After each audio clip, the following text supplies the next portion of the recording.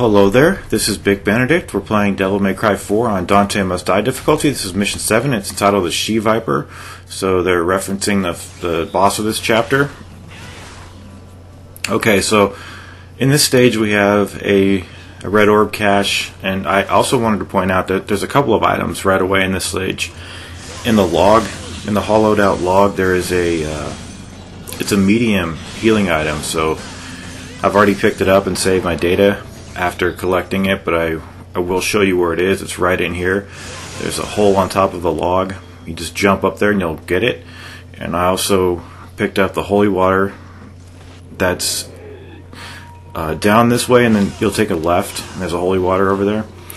The holy water can come in handy on this stage because there's a section where there's platforms that alternate and you're fighting Mephistos, and on every other difficulty I've been able to take them down, but on this difficulty they have so much HP that I'm just going to drop a holy water, because even if you knock them out of their cloak and expose their true form, what happens is they keep coming up.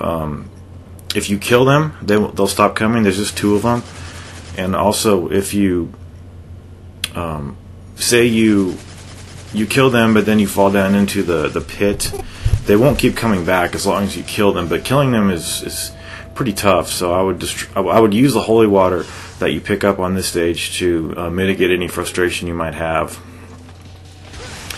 Now, these enemies here are a combination of enemies. They're a combination of the scarecrows as well as the what are they called? They're the Chimera? Yeah, that's what they are. The Chimera that we tore apart outside of the mansion that we're currently situated in.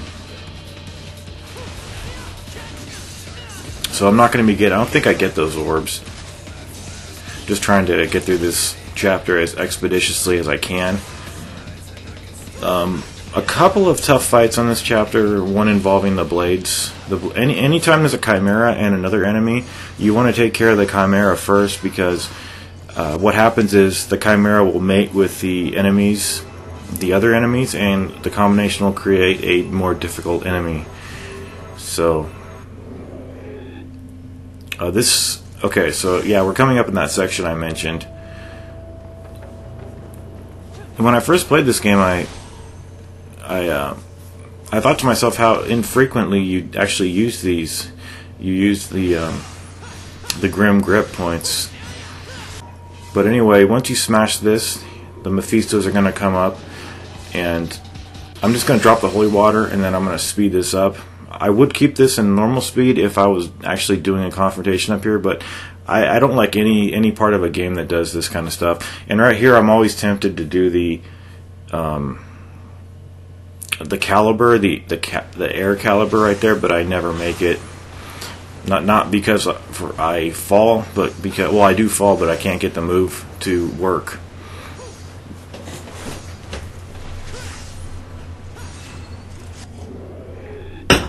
Okay, this is that was a free stage that we just did, and then this one here is where the difficulty starts. But it is the only stage. So there's a Chimera, and here's a Chimera over here. So just take him out, and then we have the blades. The blades they're pretty problematic even when they're not devil triggered, but when they devil trigger, they really start being aggressive and hard to deal with, like is the case with all devil triggered enemies in this game. But you're only fighting 3 at a time, and you know, even though that's a pretty low number, it's still difficult because of the fact that they're so deadly and they have that wide tail slash that can really hurt you.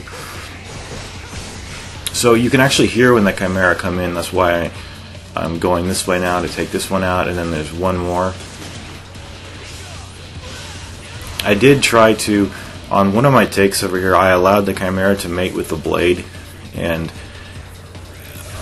I died or something like that. And you know, you could see for yourself. It's actually in the bestiary. If you have this game, you can see what all the enemies are. But for these enemies, whenever it's a mated enemy and it's a new combination of an enemy, they have a lot of flailing attacks that they do. So especially when you've knocked them down. Don't approach them because they'll, as they get to their feet, they'll slash at you. So,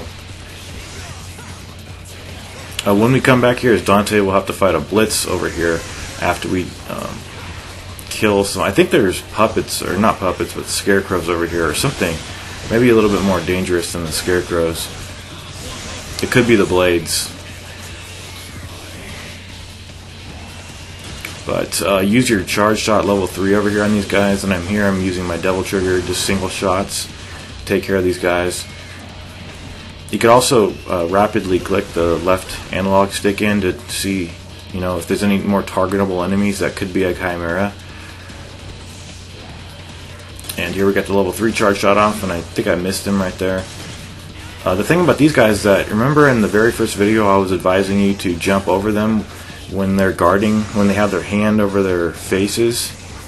I was saying to jump over them and then grab them from behind. It works, but not when they're devil triggered. So they also do the move where they burrow themselves on the ground. They also do an aerial sprint across the screen and try to get you, so watch out for that again.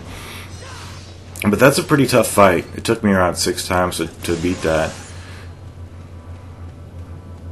But just be cautioned, if you die in this next encounter, you will be sent back and you'll have to redo that fight.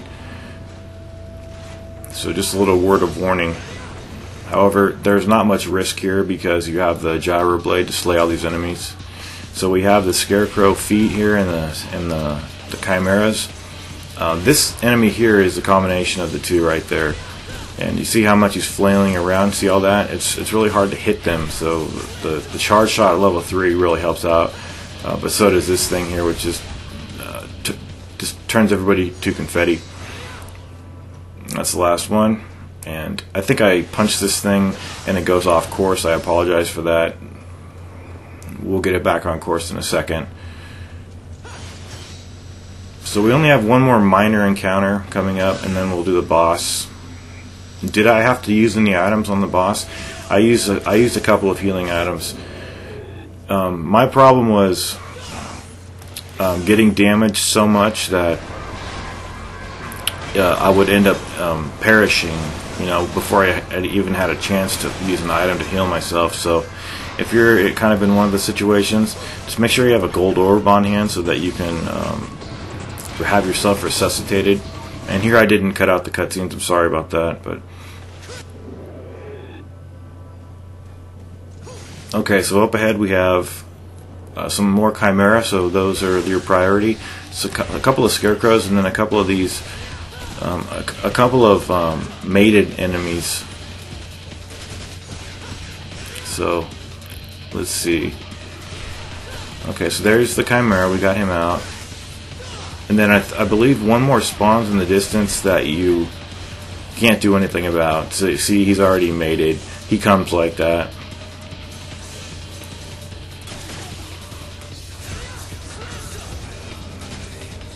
These are pretty problematic enemies, I must say, just because of all of that flailing they do. You really have to be patient on those guys. And use your gun for range. Okay, another enemy is in the distance. Another one of those guys. So for the boss, there are some of these these egg sacs that we've been smashing from time to time. However, it's kind of hard to go off course because the camera will always adjust to the combat situation. So you'll be going in one way and the camera will try to compensate for where the boss is at, so it could be difficult to grab those items. So I really wouldn't worry about getting those. But the primary move, I will show you the primary move that she does here. It's a ground-based attack, and it's the one you'll be seeing the most when you fight her. So she starts off here, and roulette spin's pretty good to do. Just remember, you have the iframes from the roll and from the jump, but this is the position that you'll be fighting her the most. If you can hit her a lot of times, especially with the devil trigger, she will sigh and fall, and you could use the buster and deal damage. Now, what I should have done there, instead of failing that, was when she spins her hair, you just want to double jump and then come down with the forward slash. I'm forgetting the name of it right now. But her pattern is pretty much the same. She'll do that. You have to watch out for when she lands and also when she takes off, because if you're caught in anywhere near the flower, you'll get... There's what I was doing. There it is right there. I think it's called the split. I'm pretty sure it's called the split when you're pressing, holding the R1 button and pressing forward Y, and off of a jump. But the problem here is that she... you have to go over to her and hit her, but she's summoning those spikes from the ground, so it can be pretty difficult. When the sky darkens, that just means that the battle's progressing to the end. I did buster her right there and got the grab, because she signposted that she was incapacitated, so I was able to grab her. There's also there's actually three grabs you can do. You can do that one. You can do the one where she's on the ground. You could also do the one when you're hitting her from below, and I'll show you which one that is. It's coming up in a minute. But pretty soon she'll start throwing the missiles, which are pretty devastating. Now, when she throws out that pink shield, it doesn't damage you, but it just drives you back. So just be aware of that. Okay, so. Okay, now if you go up there, you can hit her harder, but you have to watch out because she'll close her cocoon and hit you when it's coming together. So the best thing to do is to stay down here and hit the sack with the double trigger, and then grab her with the double trigger to deal the most damage. So just watch out for her hair attacks. It's in a like a circular pattern, so you've got to avoid towards the screen when that's happening to get out of the way of it. And just keep jumping and slashing. The roulette spin, like I said, works really well. And just use the double trigger to take care of her. And that's the end of the fight. We got the fruit. And I will see you guys in Mission 8. We'll still be in the forest, but we will subsequently be getting out of said forest. Thank you, and goodbye.